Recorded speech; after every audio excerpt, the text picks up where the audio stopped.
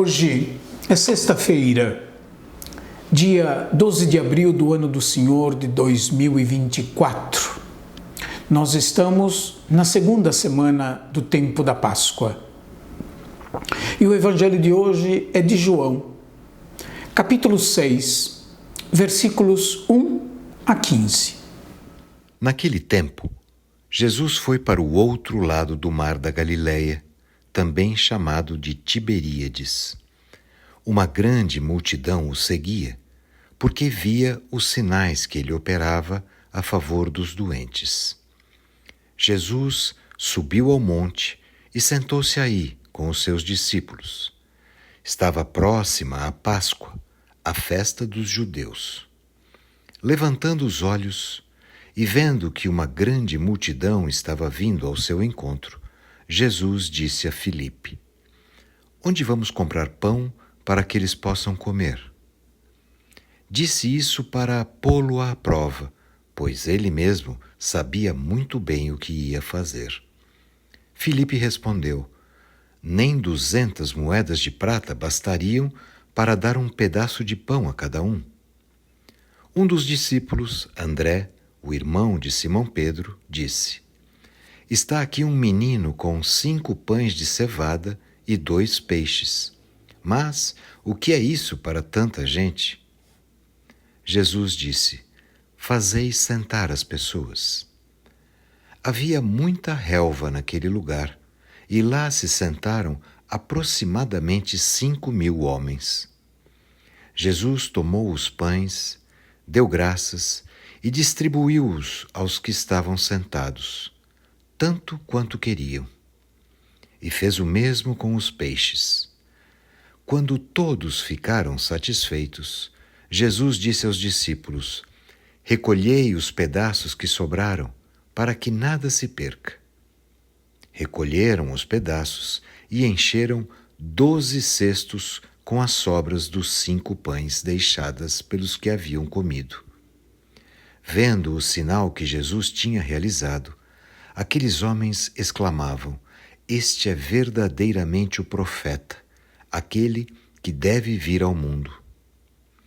Mas, quando notou que estavam querendo levá-lo para proclamá-lo rei, Jesus retirou-se de novo, sozinho, para o monte.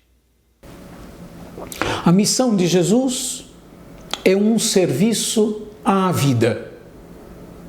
Ele mesmo o diz: "Eu vim para que todos tenham vida e a tenham em abundância." Uma grande multidão seguia Jesus por causa dos sinais que ele realizava em favor dos doentes, diz o nosso texto de hoje.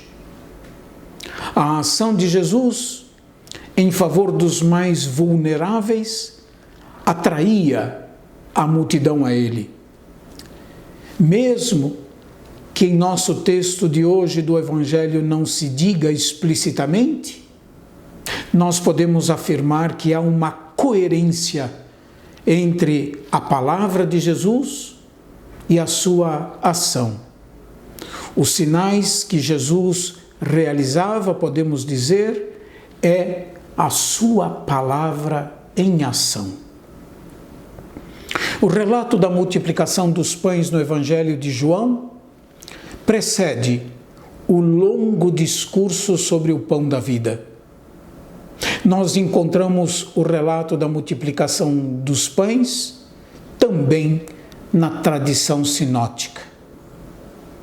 Que o relato esteja presente nos 4 evangelhos é um sinal de que se trata de um fato e de uma interpretação bem atestada. Como dissemos acima, a multidão é atraída a Jesus pelos sinais que ele realizava em favor dos doentes. Na verdade, ao menos nesse primeiro momento, a multidão é atraída pelo imediato. Precisa ver satisfeita uma carência e não consegue ainda dar o salto da fé, isto é, compreender através dos sinais realizados por Jesus, a sua procedência divina e a irrupção da vida de Deus através de suas palavras e dos seus gestos. Por isso, para o evangelista, o que Jesus fazia em favor dos enfermos é sinal, mas esse não é o caso para a multidão. Basta nos remetermos à crítica que Jesus faz aos que o procuravam depois do acontecimento dos pães. Dizia Jesus a eles: estais me procurando não porque vistes sinais, mas porque comestes pão e ficastes satisfeitos. Por sua própria natureza, um sinal é ambíguo. Ele precisa ser compreendido e discernido para que ele remeta à pessoa ou então à realidade para o qual ele aponta. A evocação da Páscoa dos judeus no versículo 4 é importante, uma vez que ele nos faz ler e compreender o relato da multiplicação dos pães à luz da Páscoa de Jesus Cristo, em que Deus selou uma aliança definitiva com o seu povo. A pergunta posta por Jesus a Filipe é, entenda bem, uma provocação em favor do leitor do Evangelho, portanto de nós todos, isto é, para que o leitor, nós, homens e mulheres convidados a amadurecer e progredir na fé cristã, saibamos qual o verdadeiro alimento que nos mantém no seguimento de Jesus Cristo. Jesus pergunta a Filipe: onde vamos comprar pão para que eles possam comer? O texto nos informa que são 5.000 homens. Jesus disse isso, continua o nosso texto, para pô-lo à prova, pois ele sabia o que ia fazer. Lido à luz da Páscoa do Senhor, o relato põe implicitamente para o leitor uma outra questão. Qual é? Essa é a questão. Qual é o verdadeiro alimento do povo que o Cristo reúne? A resposta será exaustivamente explicitada no longo discurso sobre o pão da vida. No entanto, desde já, vale a observação de que se trata de um alimento que satisfaz abundantemente a todos. Por isso, nosso texto observa que eles recolheram os pedaços e encheram 12 cestos com as sobras dos 5 pães deixadas pelos que haviam comido.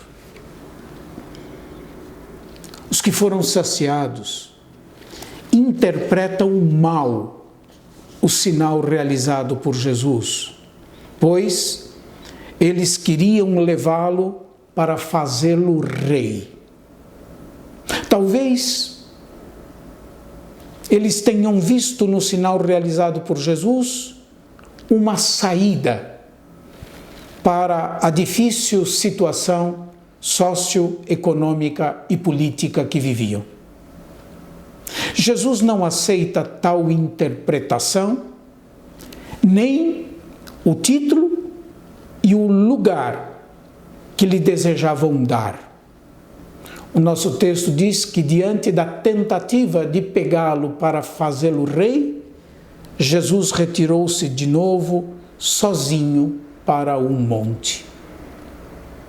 Jesus não consente com a tentação de desvirtuar a missão recebida do Pai, nem de ser confundido com um provedor de nossas carências sociopolíticas.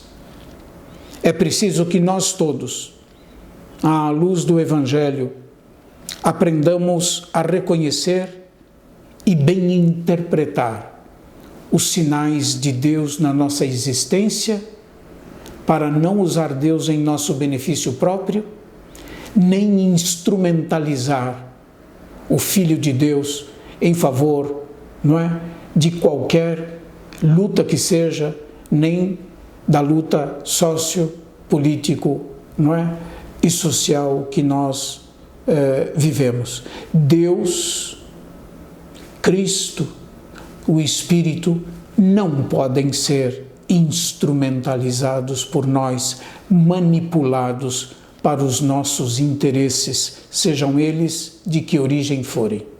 Que Deus nos ajude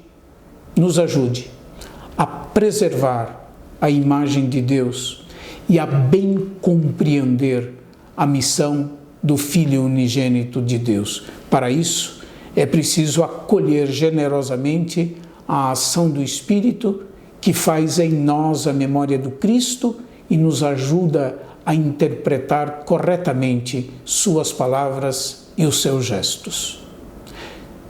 Deus abençoe a todos e até amanhã, se Deus quiser.